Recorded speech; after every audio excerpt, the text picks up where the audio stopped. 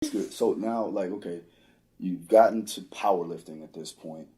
Where I know you still kind of transition from powerlifting to weightlifting too, right? You go back and forth. Yeah, so I mean that was the beginning of the hybrid method. Mm-hmm. When I got into grad school, I still was planning on training full time. Mm-hmm. You know, I had 9 training sessions that I had to do in a week. I had double sessions most days. Gotcha.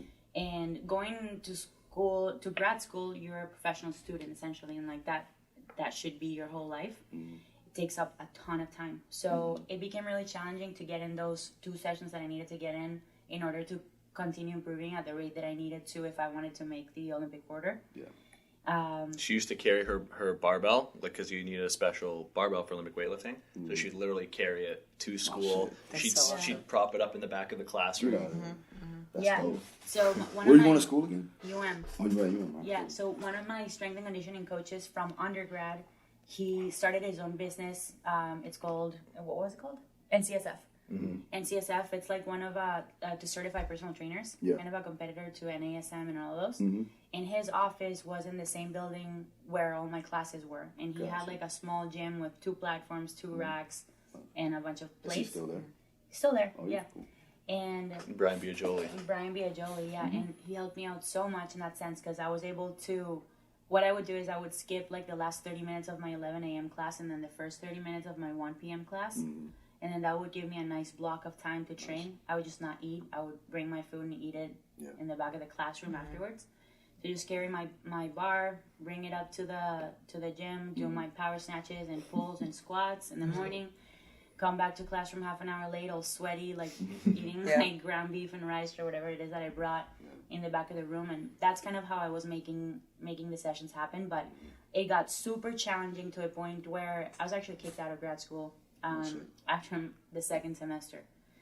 Because, whatever, they have this policy where if you get any less than a 75 in any test at any time, you get kicked out. Wow. What happened to me was that I didn't even know that had happened because We were in Canada visiting my family for Right. Christmas. Honestly, I don't think I've ever failed a test, so I never check my grades at the end. I don't care for my grades. I know I'm doing well. Mm-hmm. And I didn't check them, and when I came back home, I had like a pile this big of cards from the dean of the school being like, you're out.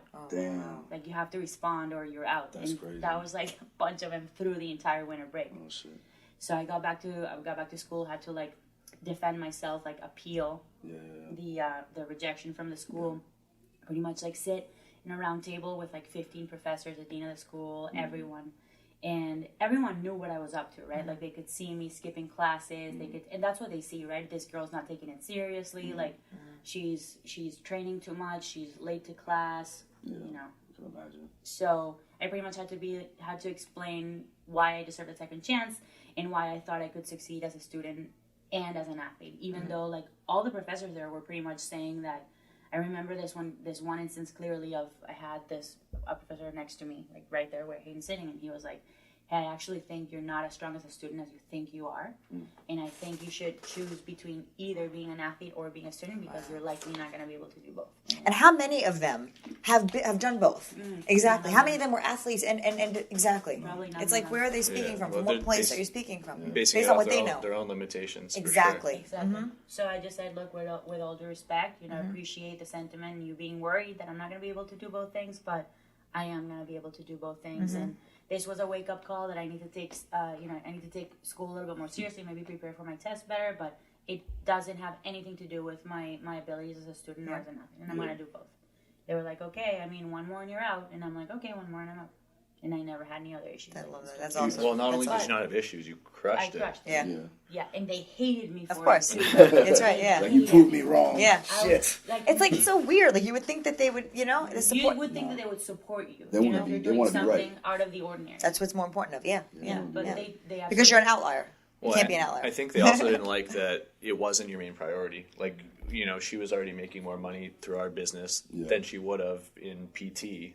So she kind of she wanted to do it for her own personal learning, but not because she needed a PT job. And I don't think they liked that because they were all, that's their whole life is PT. So say that was December, and then Hybrid was born 6 months after that, and I was already making more money than I would have made if I was in PT school. So at that point, I was checked out in the sense that I know I'm not going to go, like, above and beyond for this degree. Like, I'm going to pass all my classes with B's and A's. Yeah.